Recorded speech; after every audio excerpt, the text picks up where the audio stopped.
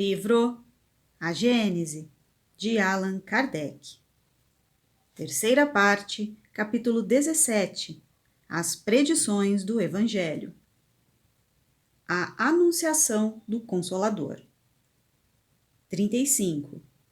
Se vocês me amam, disse Jesus, sigam os meus mandamentos e eu pedirei a meu Pai para que ele lhes envie outro Consolador, a fim de que fique eternamente com vocês. Será o Espírito da Verdade, a quem o mundo não pode receber porque não o vê nem o conhece. Mas vocês o conhecerão porque ele estará sempre em vocês.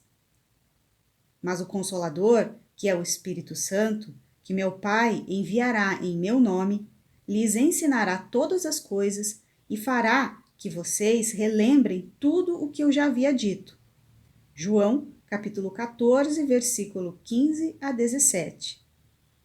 26. O Evangelho segundo o Espiritismo, capítulo 6, item 10.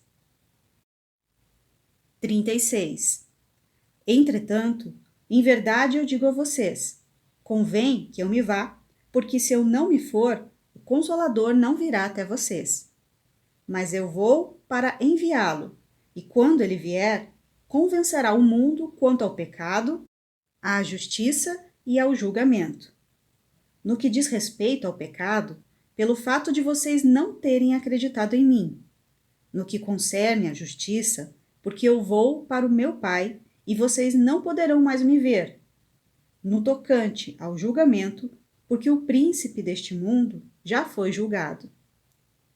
Tenho ainda muitas coisas a lhes dizer, mas vocês não podem compreendê-las agora. Quando esse Espírito da Verdade vier, ele lhes ensinará toda a verdade, porque não falará de si mesmo, mas dirá tudo o que tiver escutado e anunciará as coisas futuras. Ele me glorificará, porque receberá daquilo que está em mim e anunciará a vocês. João, capítulo 16, versículos 7 a 14. 37. Essa previsão é, sem dúvida alguma, uma das mais importantes do ponto de vista religioso, porque ela comprova, sem qualquer equívoco, que Jesus não disse tudo o que tinha a dizer, visto que os seus contemporâneos não o compreenderiam e nem mesmo seus apóstolos, já que era para eles que o Mestre falava. Se Jesus tivesse dado instruções secretas aos seus apóstolos, eles teriam mencionado isso no Evangelho. Ora, desde que ele não disse tudo aos seus apóstolos, os sucessores desses não poderiam saber mais do que eles com relação ao que foi dito. Assim, poderiam ter se enganado quanto ao sentido das palavras de Jesus, ou dado uma interpretação falsa aos seus pensamentos, muitas vezes escondidos sob a forma de parábolas. Portanto, as religiões que se fundaram sobre o Evangelho não podem dizer que estão de posse de toda a verdade, visto que Jesus reservou para si o direito de complementar posteriormente os seus ensinamentos. Desse modo, o princípio da imutabilidade, no qual as religiões se firmam, é um desmentido formal às próprias palavras do Cristo. Sob o nome de Consolador e de Espírito da Verdade, Jesus anunciou a vinda daquele que haveria de ensinar todas as coisas e de lembrar o que ele já havia dito. Logo, o seu ensinamento não estava completo.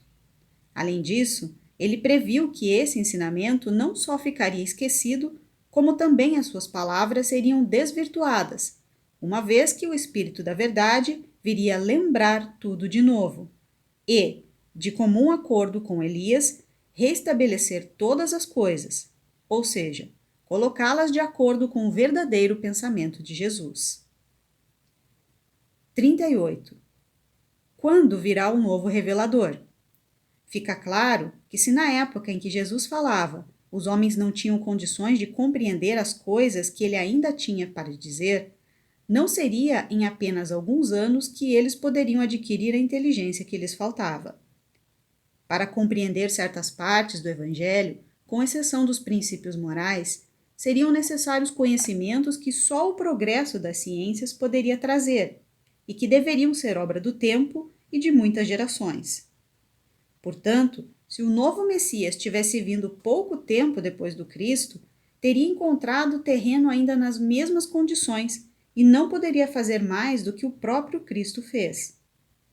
Ora, desde aquela época até os nossos dias, não se produziu nenhuma grande revelação que tenha completado o Evangelho e elucidado seus pontos obscuros, o que é um sinal evidente de que o enviado ainda não havia chegado. 39. Qual deverá ser esse enviado? Jesus disse: Vou orar para o meu Pai e pedir para que ele lhes envie outro Consolador. Jesus indica claramente que esse Consolador não seria ele. Do contrário, teria dito assim: Voltarei para completar o que eu tenho ensinado a vocês. Além de não dizer isso, ainda acrescentou: a fim de que fique eternamente com vocês e ele estará com vocês. É impossível que essa afirmação se refira a uma individualidade encarnada, uma vez que ela não poderia ficar eternamente conosco, e muito menos estar entre nós. Entretanto, é possível compreender que Jesus estivesse se referindo a uma doutrina que, quando fosse assimilada realmente, poderia estar eternamente conosco. O Consolador é, portanto, segundo o pensamento de Jesus, a personificação de uma doutrina soberanamente consoladora, cujo inspirador é o Espírito da Verdade. 40. O Espiritismo tem, conforme já foi demonstrado no capítulo 1, item 30, todas as condições de ser o Consolador que Jesus prometeu. Ele não é uma doutrina individual, concebida por um homem, e ninguém pode dizer que é o seu criador. A doutrina espírita é fruto do ensinamento coletivo dos espíritos, que tem na sua coordenação o Espírito da Verdade. Esses ensinamentos não retiram nada daquilo que está no Evangelho. Ao contrário, eles o complementam e o esclarecem em vários pontos. O Espiritismo, por meio das novas leis que revela, juntamente com as leis que a ciência já havia descoberto, faz com que possamos compreender o que antes era incompreensível. Também faz com que possamos admitir a possibilidade daquilo que os incrédulos consideravam como sendo inadmissível. A doutrina espírita teve seus precursores e profetas que pressentiram a sua vinda. Pelo seu poder moralizador, ela prepara o reinado do bem sobre a terra. A doutrina de Moisés, que era incompleta, ficou circunscrita ao povo judeu. A doutrina de Jesus, mais completa, se espalhou por toda a terra por meio do cristianismo, mas não converteu a todos. O espiritismo, ainda mais completo e possuindo raízes em todas as crenças, converterá a humanidade inteira. Nota de Allan Kardec. Todas as doutrinas filosóficas e religiosas trazem o nome do seu fundador. Disse o moisaísmo, o cristianismo, o maometismo, o budismo, o cartesianismo, o fourierismo, o sansimonismo e etc. A palavra espiritismo, ao contrário, não lembra nenhuma personalidade. Ela traz uma ideia geral, que indica ao mesmo tempo o caráter e a fonte múltipla dos seus ensinamentos. 41. Ao dizer aos seus apóstolos: um outro virá mais tarde para ensinar aquilo que eu não posso dizer agora, Jesus estava confirmando, desse modo, a necessidade da reencarnação. Como os apóstolos e aqueles que estavam com eles poderiam aproveitar um ensinamento mais completo que seria ministrado no futuro, como poderiam estar mais aptos para compreendê-lo se não tivessem que viver novamente? Jesus teria sido incoerente se, de acordo com a doutrina comum, os homens futuros devessem ser homens novos, almas saídas do nada por ocasião do seu nascimento.